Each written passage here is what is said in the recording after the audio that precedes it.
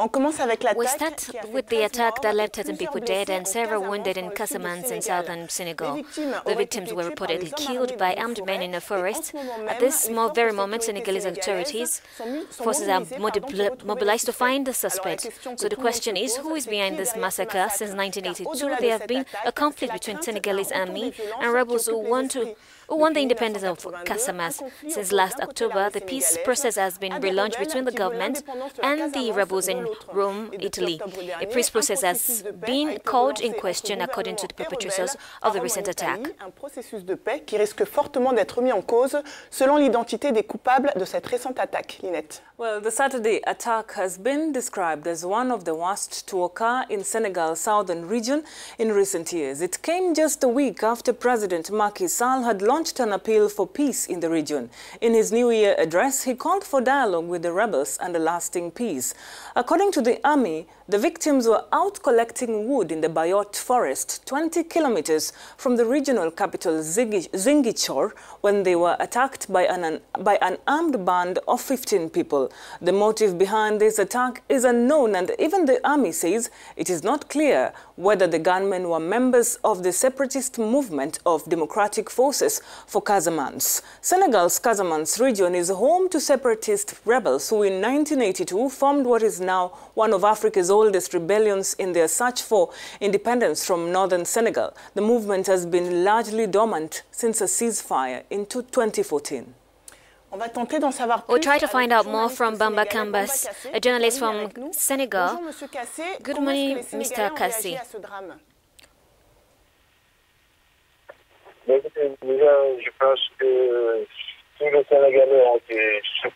Look, I think all Senegalese people are surprised and hurt because it's been quite a long time since there's been such a violence in this area.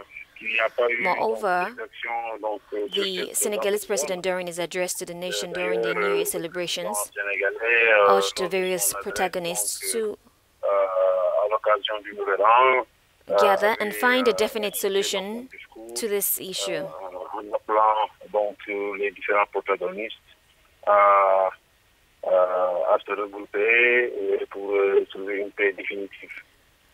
And most Senegalese share the same sentiment.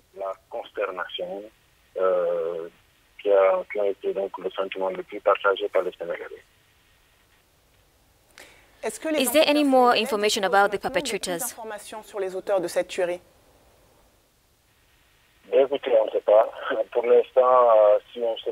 Look, at the moment, we don't know.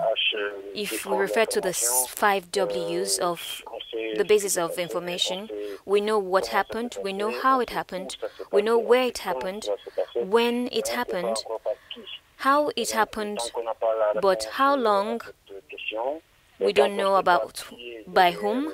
And as long as we don't know, we don't have the answer to this question, as long as we don't know who the perpetrator is. Last question, are there any concern about the responsibility of Casamance rebels?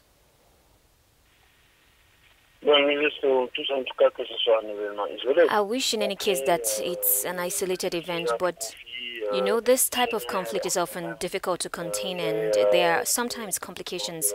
And then there have been movements in recent months on the geopolitical level, such as the departure of President Yahya Jammeh, who was one of the supporters of the MFDC.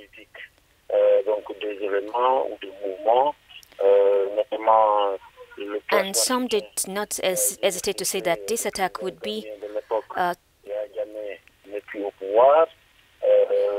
the work of the sympathizers.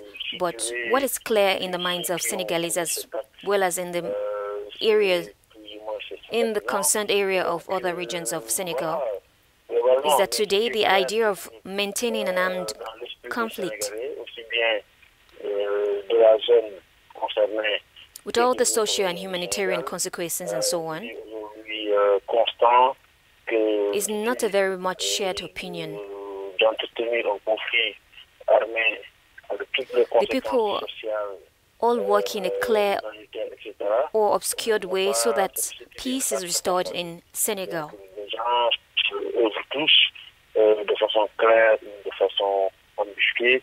to maintain its territorial unity and allow all Senegalese feel safe and secure.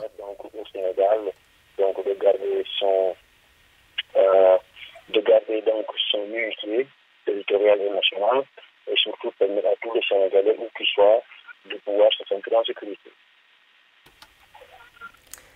Thank you, Bamba Kassi, for those precisions.